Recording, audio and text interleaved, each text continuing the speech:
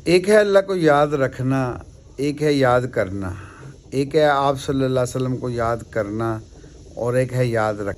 अल्लाह को याद रखना ये है कि भाई अल्लाह के अहकामात जो हैं उनको हम पूरा करें, और याद करना ये है हम ज़िक्र करते हैं। और हज़रत मोहम्मद सल्लल्लाहु अलैहि वसल्लम को याद करना ये है कि हम आप सल्लल्लाहु अलैहि वसल्लम पर दरूद भेजें, और पढ़ते भी हैं अल्हम्दुलिल्लाह।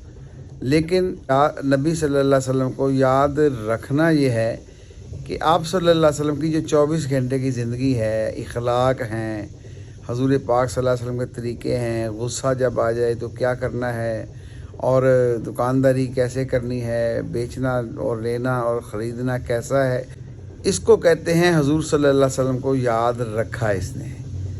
तो वो कब्र में जवाब देगा कि मेरा रब अल्लाह है, मेरा नबी हज़रत मोहम्मद सल्लल्लाहु अलैहि वसल्लम है।